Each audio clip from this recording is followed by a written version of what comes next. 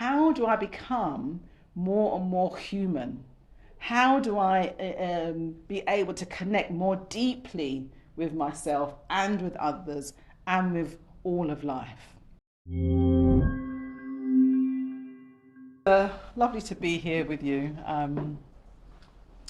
It was a very warm, friendly atmosphere. Thank you very much, Pranigo Shimaitrunara and team for being lovely hosts. Yeah, to me. So yes, I was given this title, "The Secret of Positive Emotion," and I rang Pranigo and said, "What's this mean? Don't you know? Tell me more." So we had a bit of a chat. It was quite interesting actually. It's quite an intriguing title, isn't it? And I just decided to let me just see what emerges when I mull it over and in front of you now see what wants to express itself.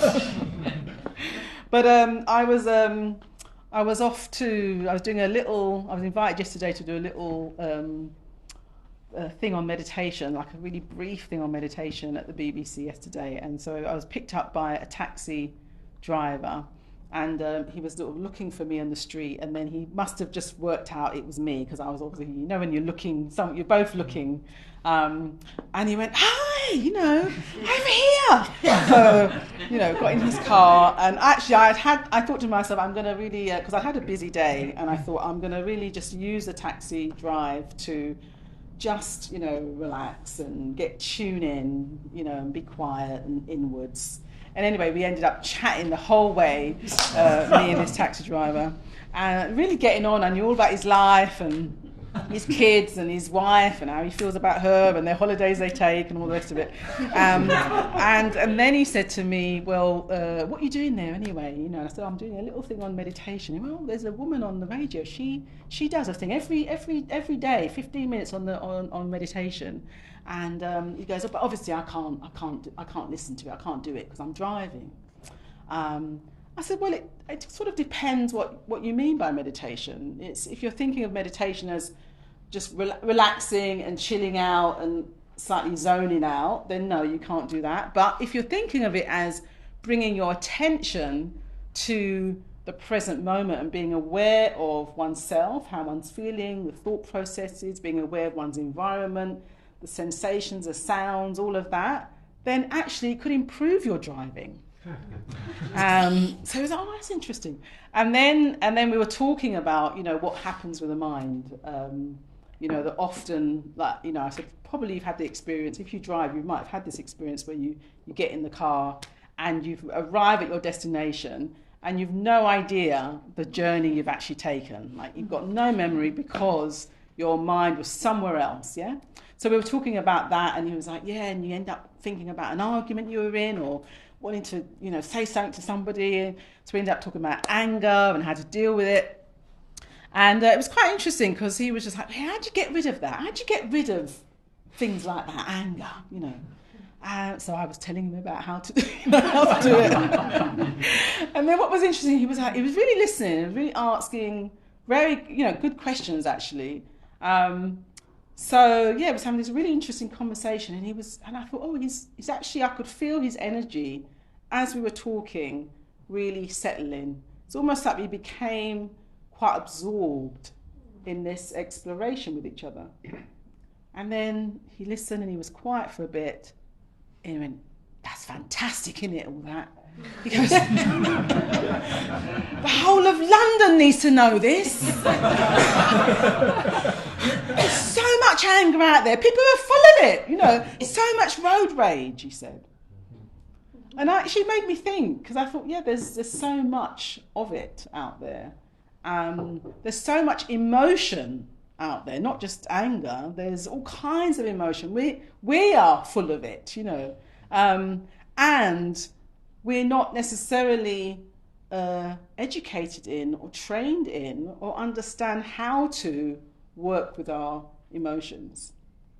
So just that little brief chat, I thought, gosh, why don't we understand? Because in a way we're born with emotion. Like if you're a parent, is very raw. You know, when if you've got toddlers or whatever, it's a very raw thing. They, you know, I remember, well, my son and my you know, nieces and nephews, you know, they're just full and it's very expressive. But we're not really taught how to be with our emotions, how to work with it, how to cultivate emotions that actually are more helpful to how we want to be. So I thought maybe that's the secret of positive emotion, not the fact that we want to be positive, but the how. You know, what's the journey we have to take to actually live a life where we're in, you know, healthy, constructive, creative states of mind. And then what's the journey we have to take to work with the states of mind which are, you know, limiting, which are, you know, oppressive, which are repressive. You know, how do we, what's the journey there? So, yeah, and for me, I think we all probably have our particular current coping strategies and mechanisms for what we do when we're sad, what we do when we're excited. You know, we've all probably got these things there, you know, and it comes about through, you know, our education, our conditioning, our families, you know, culture, religion, all of that. You know, we're sort of imbibing. We probably see it, you know, we see examples of how people deal with things, and we're imbibing it from a very, very young age. And then, of course, we might then go on a bit of a journey and start, you know, learning things, you know, personal development, might do a bit of counselling, or whatever it is. You know, we're trying to understand how do we do this. And, you know, but then sometimes life will throw something at us where our current strategies are not working, you know, or we've just outgrown a way of being, and then we're in, I don't know what you call it, but then it's like we're in difficult terrain then, aren't we? Because yeah, we're suddenly thrown into a situation where what I've done in the past does no longer work, not with this thing. I've been in situations where I've, you know, something's happened and I'm like, okay, I can deal with that. Yeah, I've been in a situation like this before. But then something else happens. I'm like, okay, I've got two things going on right now. Okay, yeah, I think I can do it. Yeah, I can pull out the resources. And then a third thing has happened. And then I'm like, okay, what do I do now? You know, how do I deal with this? So sometimes it's not even, so sometimes it's a particular thing that happens that throws us, or it's an accumulation of things that come again and again, and like we're then at sea. So, you know, and for me, when those things have happened in my life, they really present a bit of a wake-up call.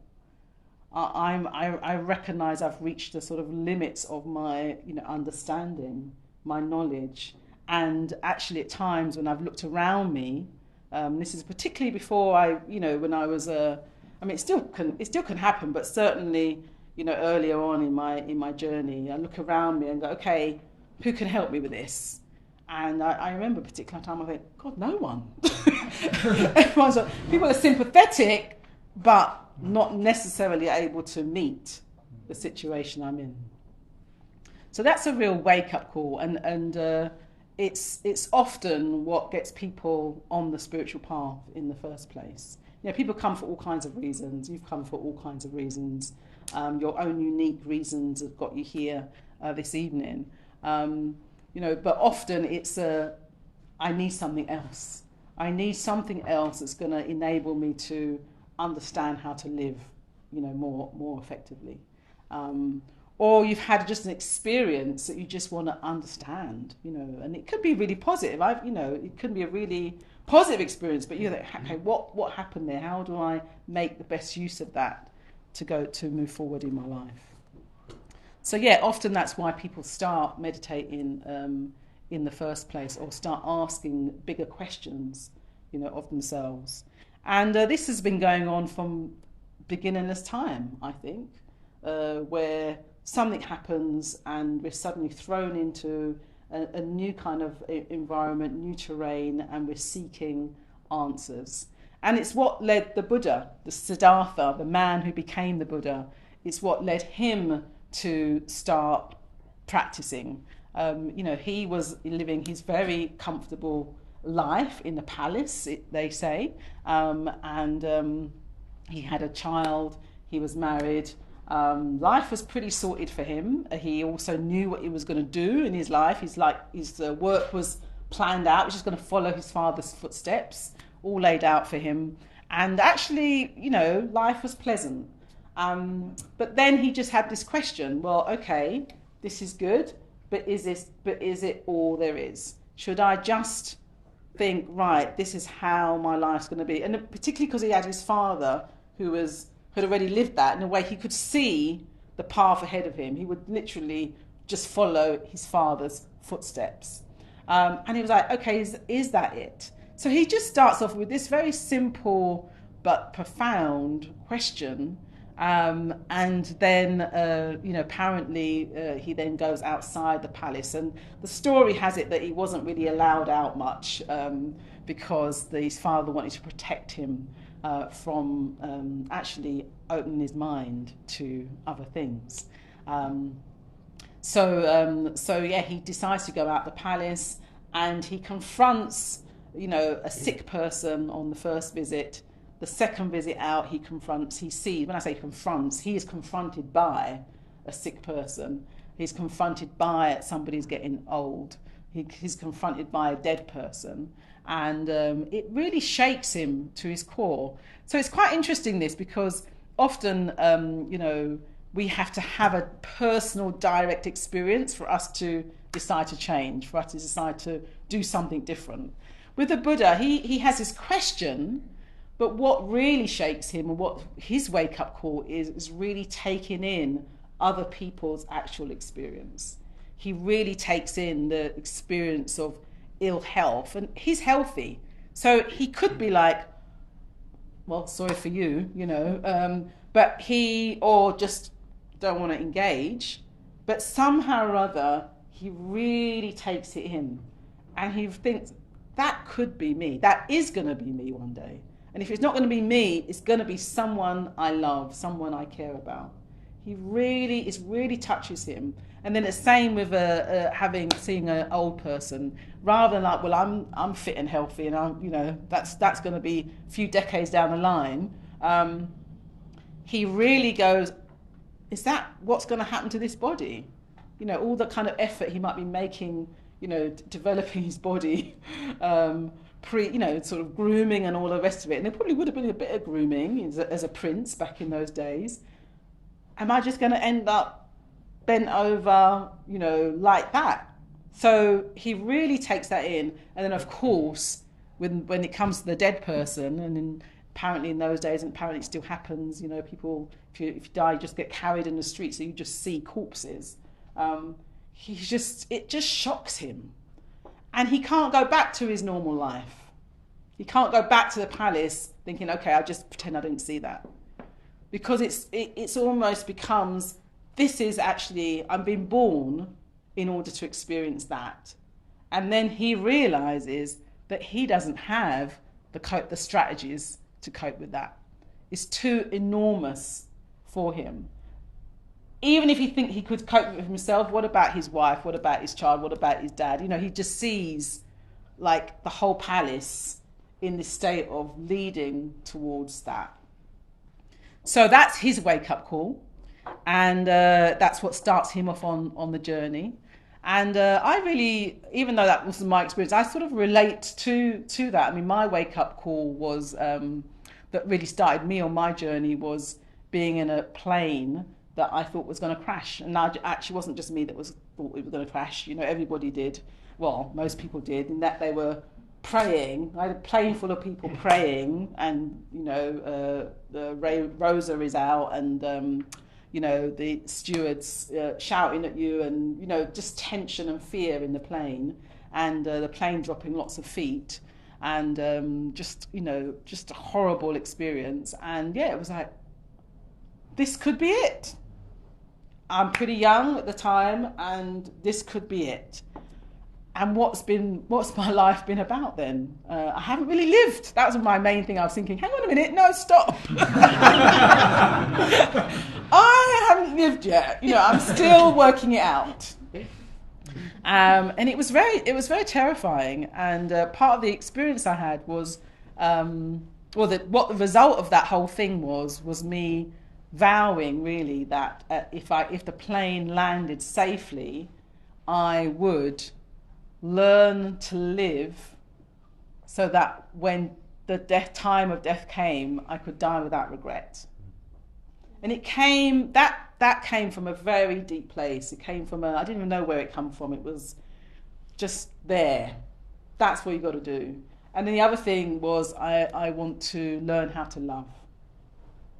And again, that was interesting. I thought, well, that question had never occurred to me before. That I didn't really understand, what love was, and therefore how to love. And I wanted to find out. And I also thought, I can't be the only one that's thought these things. Someone must know. Someone must have worked this out. I haven't got time to work it all out myself. Because it would just take me a very long... I just knew instinctively it would take me a very long time if I had to work that out myself. So I knew I had to go on some kind of journey to search for the answers for that. So that was my wake-up call. And so when I heard the story of Siddhartha, I sort of related to it. I'm not a prince. I didn't live 2,600 years ago, and all the rest of it. Vast differences between me and Siddhartha, and yet I thought he had the wake-up call, like I'm having right now. So yeah, we have that, and then we end up, might end up on a meditation class, wanting to practice. It might be stress. It might, in a way, stress is our body's way of saying, this isn't working. I've got to find a different way. And it's a sort of alarm bell, isn't it? Stress and anxiety.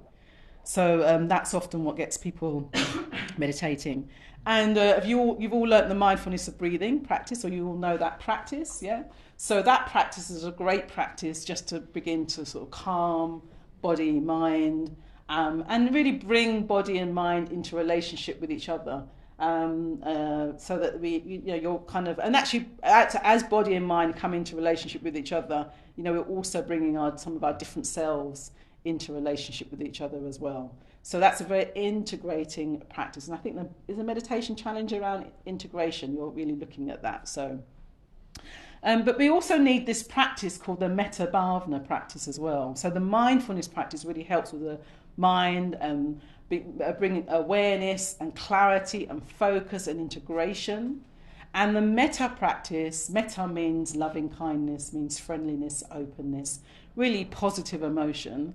And the metta practice is really, really engaging our emotions, engaging our hearts. Because, we actually do think of ourselves often as we make our decisions from our heads. But actually, our crucial decisions, I think, in our life are made from our emotions. And even if you think you're not particularly emotional, if you think you're quite a logical, rational person, then what do I want to say?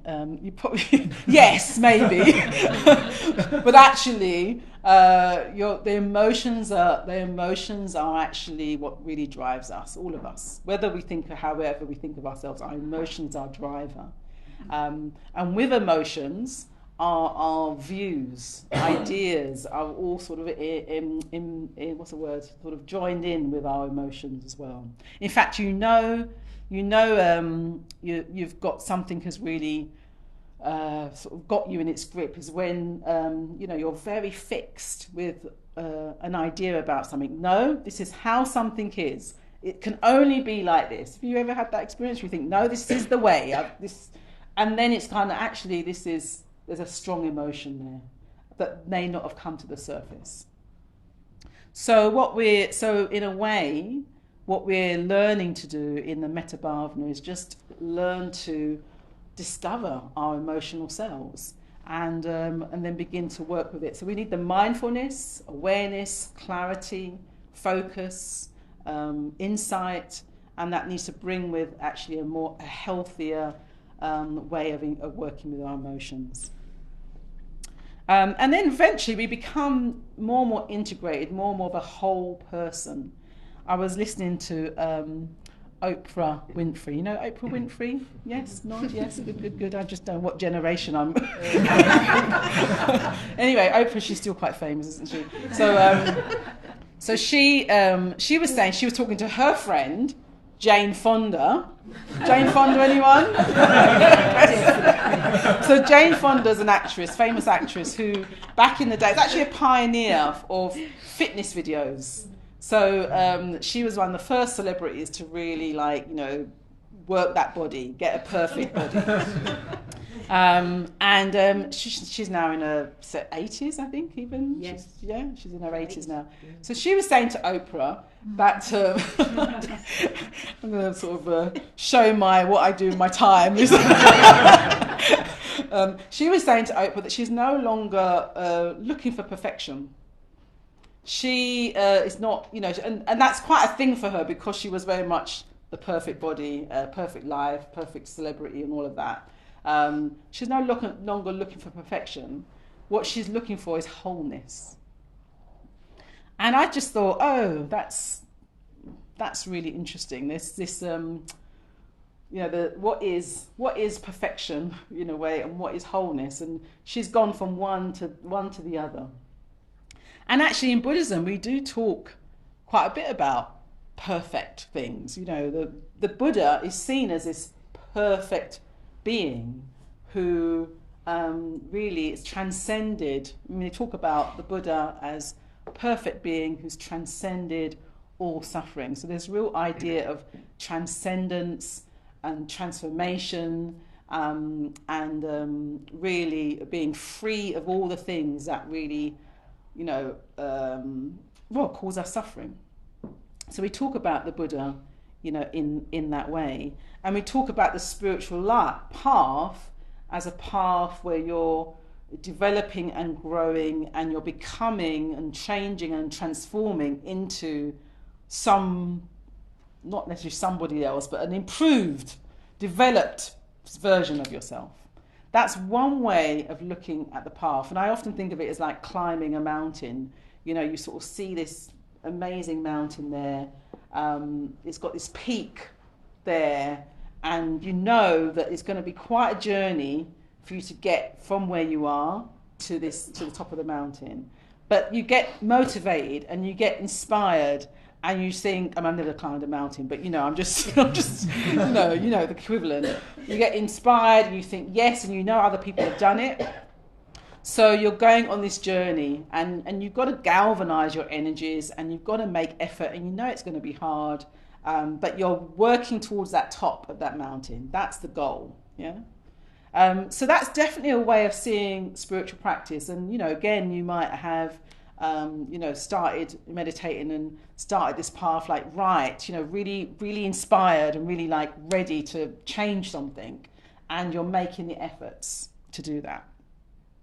And the positives of that is that, you know, we do galvanise our energies. We are clear on where we want to go. We do know their steps and their stages. We do know it's going to be a bit hard as well, but we also know that we also have a sense, we don't necessarily know, but we have a sense that it's going to be worth it, that this somehow will arrive at a destination that will show us, you know, we will experience this transformation. The downside of that sort of, that model, if you like, is that, we can lose our motivation and inspiration if we don't feel that we're getting somewhere. And that I really see that with meditating. I teach a lot of people to meditate.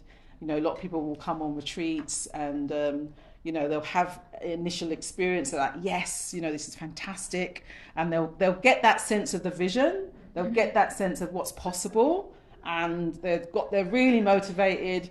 And then, you know, then might not see them for a while, and then a few years down the line, sometimes people come back and they'll be like, "What happened?" You know, And it'd be like, well, life got in the way, or I wasn't enjoying my meditation, or I found it hard. And then they might not got the supports around them, and so they give up. Yeah. And actually, we're talking about meditation and spiritual life, but you probably had that experience in other areas, of your life. That sort of, yes, I want that, but actually somehow the journey becomes difficult, and you don't know how to navigate the terrain, and you think, okay, maybe it's not for me. Yeah. So that's the kind of what happens with that particular model. The other model, that what Jane Fonda said, the wholeness. The Jane Fonda model. It's not the Jane Fonda model. The other model, the sense of development and growth as being whole, becoming whole. That's really interesting, because that is really much more about, bringing the different selves. You're not necessarily thinking about, right, I've got to get to here. You're going, I'm already somewhere. I'm already here. What I've got to do is become more conscious of who I really am, and the different parts of myself, and become aware of what I've rejected or neglected or forgotten. It's all already here. I've just got to bring it into being, much more, and allow the different parts of myself to connect more. And it's also about this sense of being whole, is also about how do I become more and more human?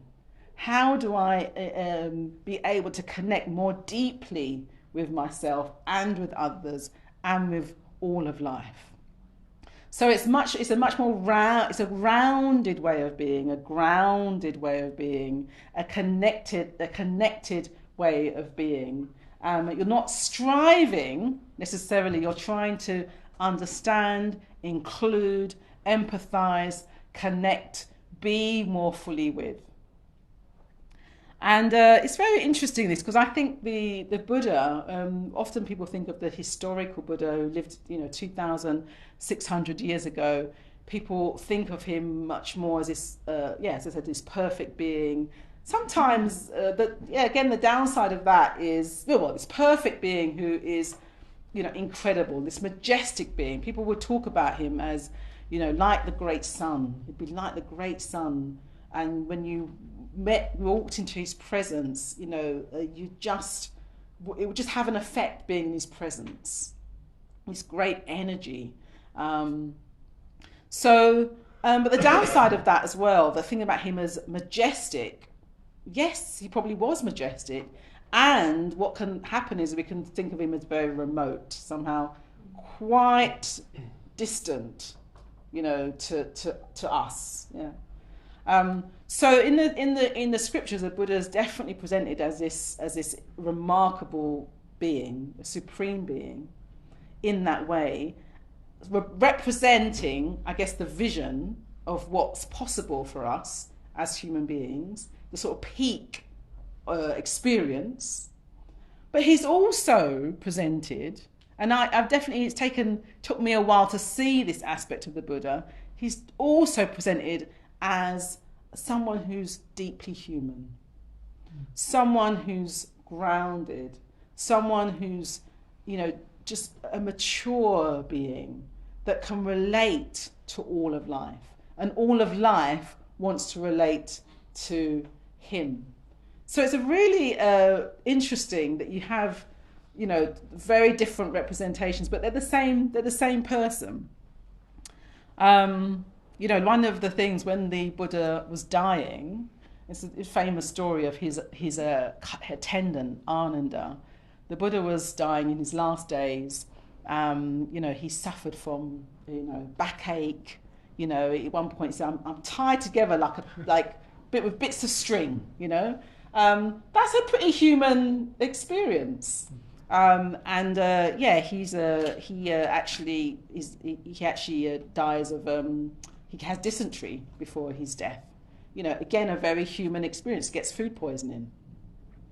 And his attendant, Ananda, knows the Buddha's in his last days, and he goes off and he's weeping and really distressed because he's been with the Buddha, day in, day out for years.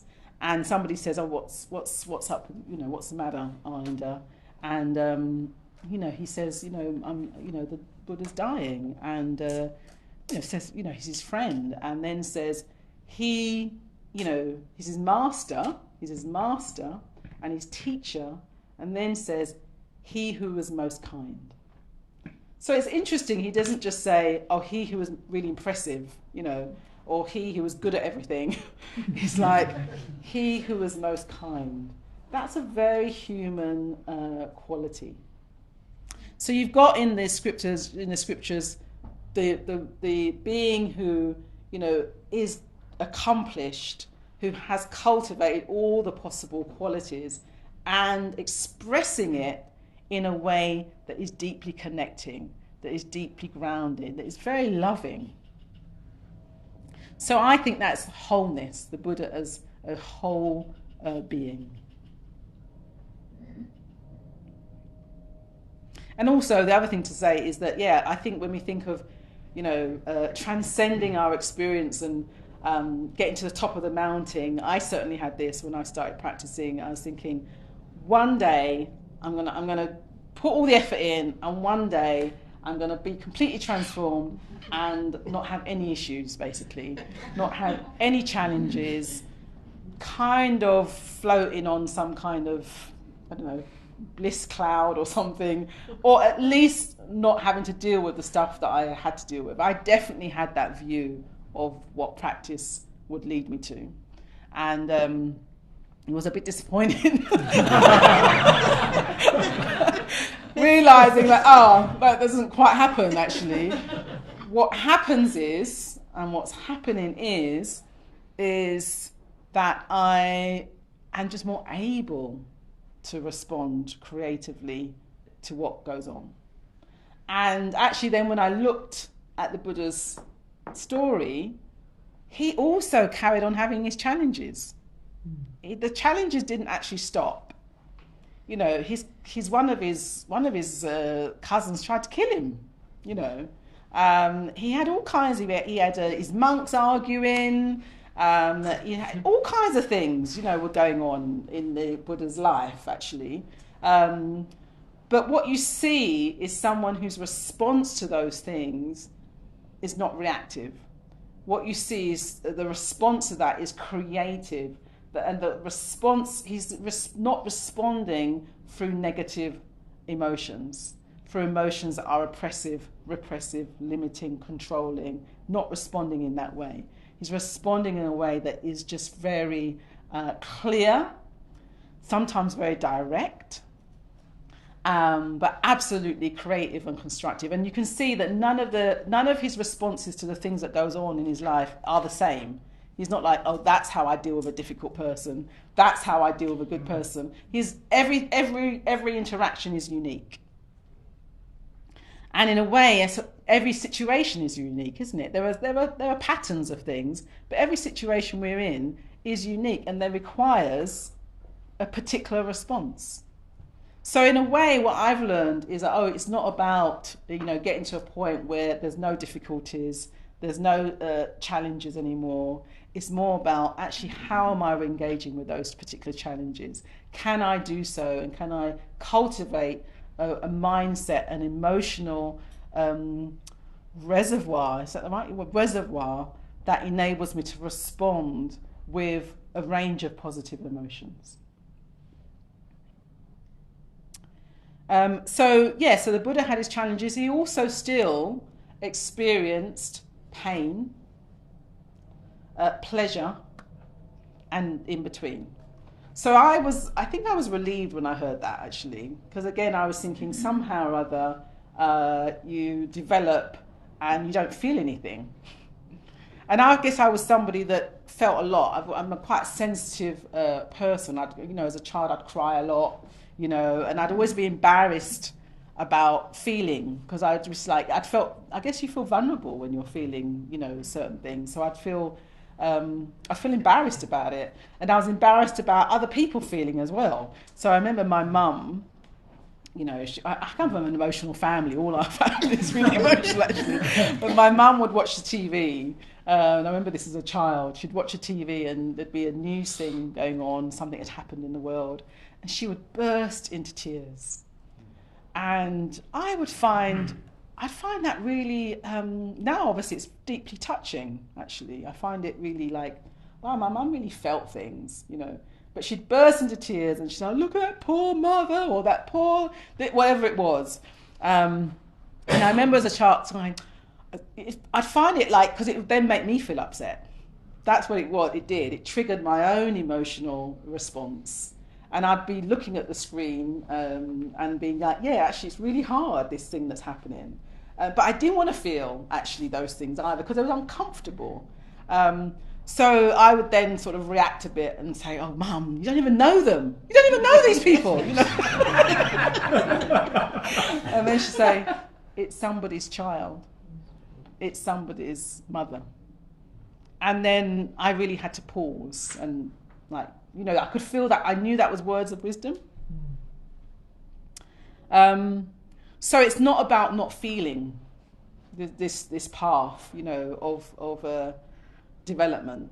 It's much more about how we cultivate emotions that actually are helpful, that are constructive, that have their roots in love and awareness. And how then we work with those states that get in the way of that. So then we come to the metta bhavana practice. So the metta bhavana practice is the mindfulness practice was a practice that the Buddha was given, like in his training. So before he became the Buddha, Buddha just means somebody who's awake, an awakened being. So you know, he was given the mindfulness of breathing practice, and mindfulness of breathing practice is a practice that's thousands and thousands of years old, predates the Buddha. He was taught it. He was doing that practice when he became enlightened. And we know that practice helps with stress, and from the Buddha's experience, it takes us, if he wants, to go all the way to liberation, all the way to freedom from suffering. But then when he becomes the Buddha, when he awakens and he frees himself from suffering, he frees himself with the things that cause suffering, which is greed, hatred, and ignorance. Those are the core negative emotions that we have, which all suffering comes from. And if you look at, you know, anything historic that's gone in the world that's caused pain, there'd be greed there, there'd be hatred there, there'd be ignorance there. So, and if we look at our lives as well. So he frees himself from that, and then at some point in his journey, in his teaching, he devises the metta bhavana practice. And he devises it for a group of monks, actually. There's a group of monks, and they're meditating in the forest, and they get really scared meditating in the forest. The story, which is easily done because the forests are full of wild, you know, animals and things.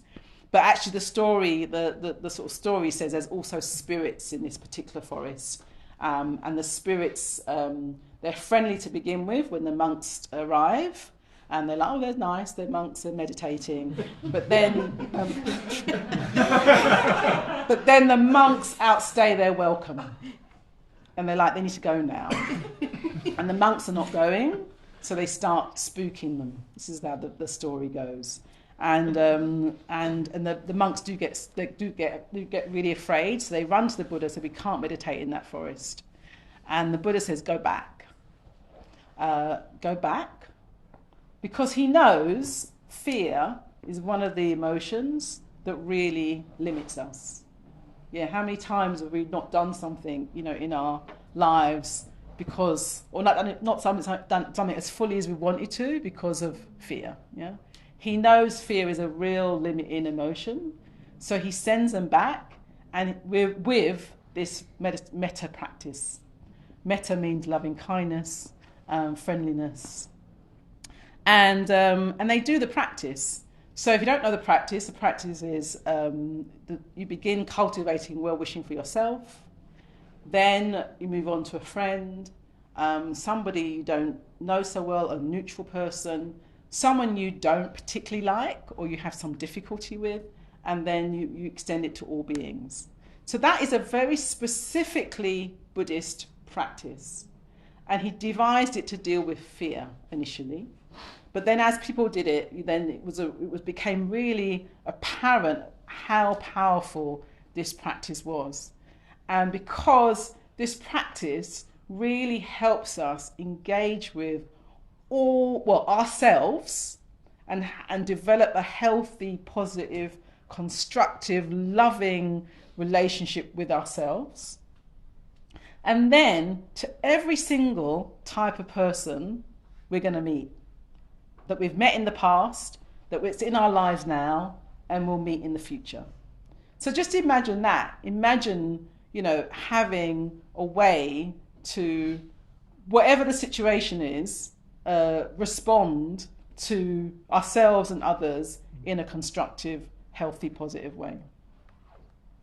There's a quote I've got from Bhante Sangharachita, and he says, "To be human is to be related to other human beings. We cannot live our lives in isolation. Whatever efforts we make to develop as individuals are continually tested in the fires of our relationships with other people. However calm, kind, and wise we may feel in the privacy of our own hearts or shrine rooms, the true test of how fully we have developed these qualities comes when we are faced with the realities of life as represented by the challenges other people bring or represent." So, yeah, you can have a wonderful meditation and, walk out in the street, open your computer, look at an email, and there it goes, a response, a reaction, a completely different mental, emotional state might emerge. So other people are great, ourselves and other people are great practice, the best practice. And he actually says the Metta Bhavana practice is a practice that he says it shines, it glows, it blazes forth as a practice. It's that powerful. It's like the sun. It beams and really lights up, illumines, everything. And it all has different shades as well, like the sun. You have the kind of sun rising, the midday sun, you have the setting sun. There's all these different expressions of this light, this illumination.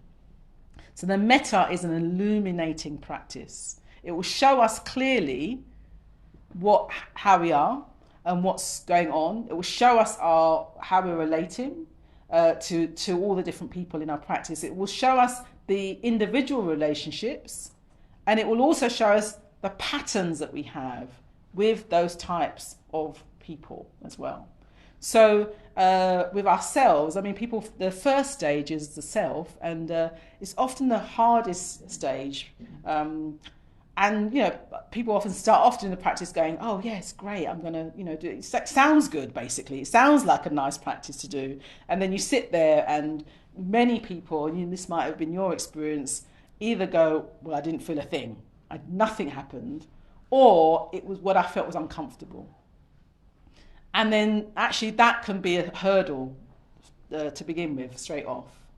But I say, just keep going. What you've done there is just become aware of your current, how it currently is.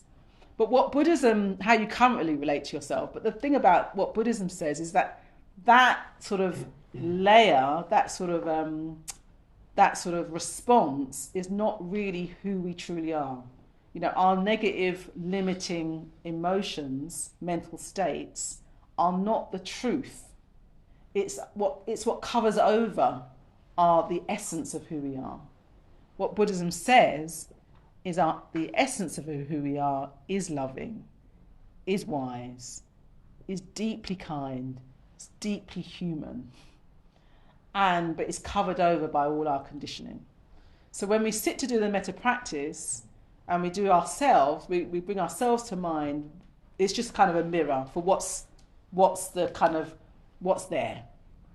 So we have ourselves at the beginning, Then we bring our friend in, and that can be a really lovely stage. Oh yeah, I like this person, and suddenly, you know, you have this, you know, positive qualities. And the thing there is that we're looking to deepen it so that our relationship with our friend becomes less and less conditional.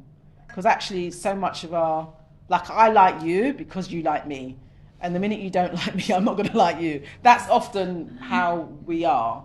So you know, it's good, we need friends, we need people that are cheerleaders and supporters and all of that, and we're looking to deepen that connection so that we can just be in solidarity with them for just who they are.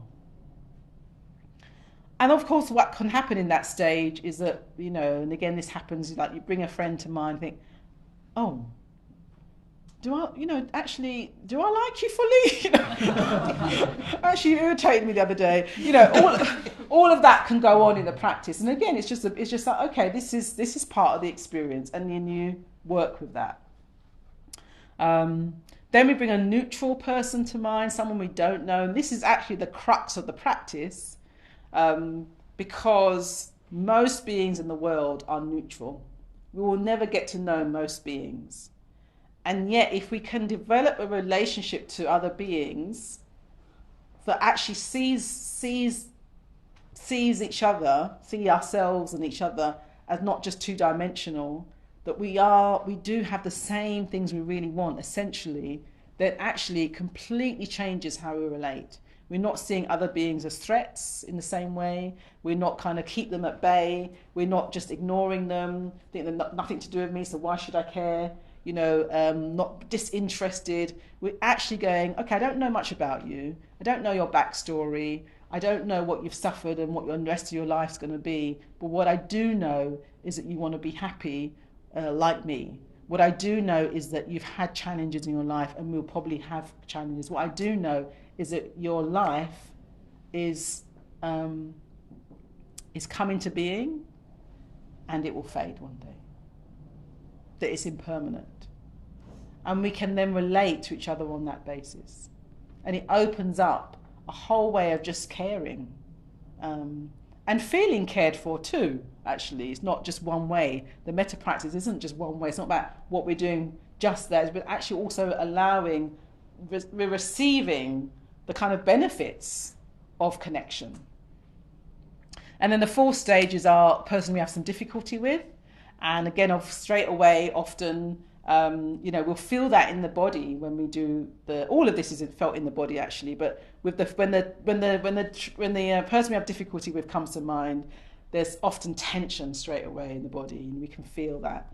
You know, I remember talking to somebody who was doing the practice, and he was saying, just don't feel anything, nothing at all. And I was like, what about the fourth stage? He went, no, nothing. And then he goes, I do feel a bit of a pain in my neck, you know, occasionally. And I was like, well, just explore that. Explore that pain in your neck. Just kind of, rather than just ignore it, just kind of, you know, see what's it want to say, this pain in my neck? What comes to mind? And what he realised is that whenever it was his boss, whenever his boss came into the fourth stage, he got straight away a pain in the neck. And it was really interesting, him just working with the pain in his neck changed, made him see that he does that. He tenses up every time his boss he has an interaction with the boss, and that is already affecting the dynamic, because he's tense, you know, not wanting to engage, resentful, all that's going on without not a word being said. So if he could change that response, he would then change how he showed up with his boss. So brilliant, I think, you know, sort of like we can change not only particular relationships, but then notice, oh, I do this with other people. This is what I do when I'm, you know, feeling threatened. I will have a particular response. And then the final stage, we're then going out to all beings, and really recognizing we're part of this mass of beings in the world who, all of us striving for happiness, and none of us want to suffer, And how can we therefore be in more solidarity with each other on that basis? Yeah, we don't have to like everybody. We don't know what. Not everybody has to be our friends. You know, but we can still have a connection that says you matter. I value you, and I value myself. And that is a very beautiful human thing. So, yes, in a way, the vision of the practice, the vision of the Metta-Bhavana practice is for all beings to be in this relationship with each other that is one of solidarity, is one of deep connection, is one of love, knowing that we're only here for a finite amount of time, and knowing that we do all want ultimately the same things. So I think maybe I'll just end with, it's a bit of I was wondering whether to share it, but it's a really lovely quote about love. And it's really sort of evoking what the metta, does and is, what love really is. And it goes back to the question I had, well, what is love? How do I cultivate it? How do I live a life where I can die without regret? And what does love mean? And how do I learn to love? And what I've realized, it is a path. It's a path of understanding. It's a path of challenge. It's a path where I have to be courageous to actually look at what's in the mirror, what's appearing to me. But it's a path of reflection as well, where I can see that, all those things that obscure, all those things that seem to limit my experience, that's not the truth of who I am. The truth of who I am is a being of love, a beauty and awareness. And that's the truth of all of us as human beings. If only we kept developing, on the path, and kept developing this sense of wholeness and becoming more and more human in the process. So I will end this quote. It's a bit of a long one, but you can sort of get into a bit of a meditative state and listen.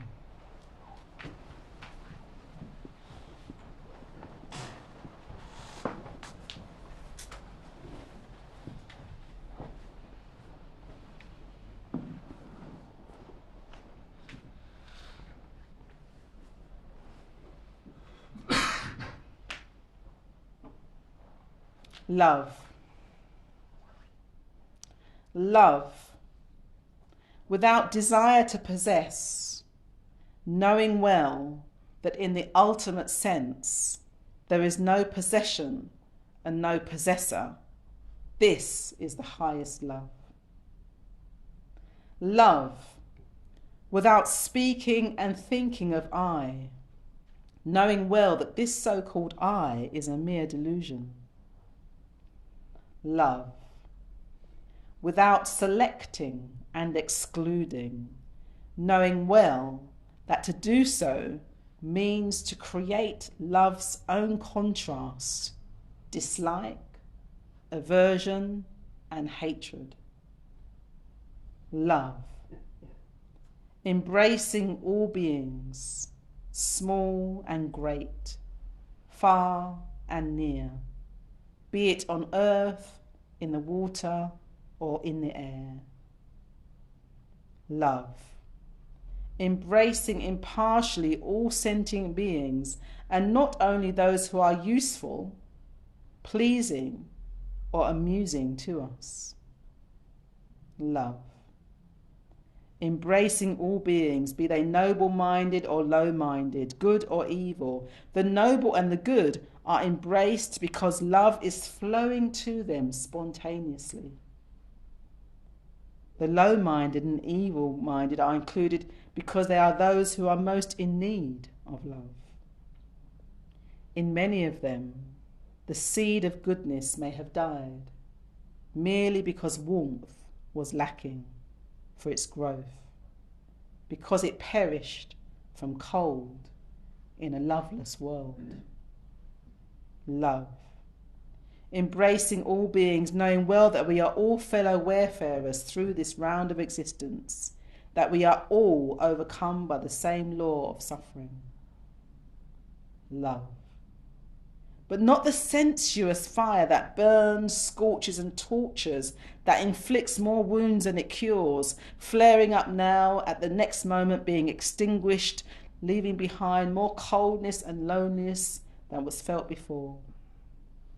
Rather love, that lies like a soft but firm hand on the ailing beings, ever unchanging its sympathy, without wavering, unconcerned with any response it meets.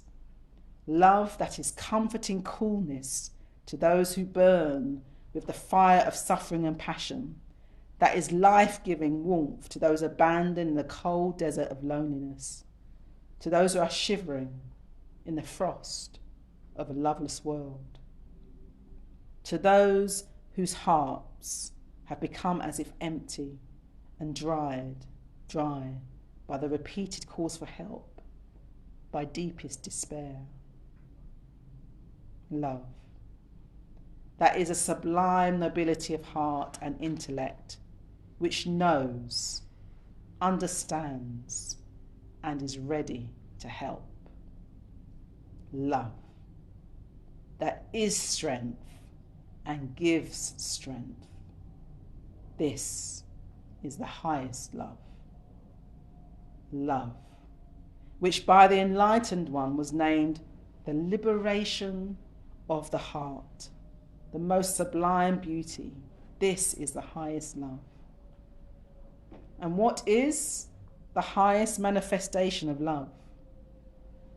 To show to the world the path leading to the end of suffering, the path pointed out, trodden and realized to perfection by him, the exalted one, the Buddha.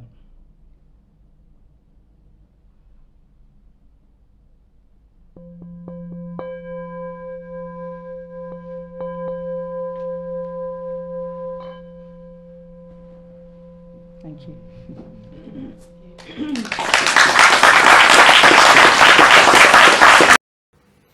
Great, so I hope you enjoyed that Dharma talk.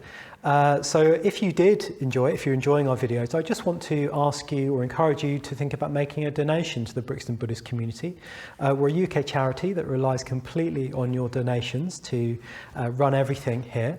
And if this was a class, a meditation class, there'd be a donation bowl that you could just put in £10 at the end of the night to help support the activities. But as you're watching this online, I just want to ask you to think about making an online donation. If you've watched 4 or 5 videos this month, maybe you might want to think about giving £10. So there's a link in the description below where you can go to our website and make a donation. And if you want to keep giving, you don't want to worry about making that donation every month, well, you could just set up a standing order, a monthly standing order. That would be really, really helpful. I want to suggest something of the region of maybe £10 or £20 a month if you're able to do that, and that would be really, really helpful and help us keep producing videos like this one. Thanks for listening. Take care of yourself.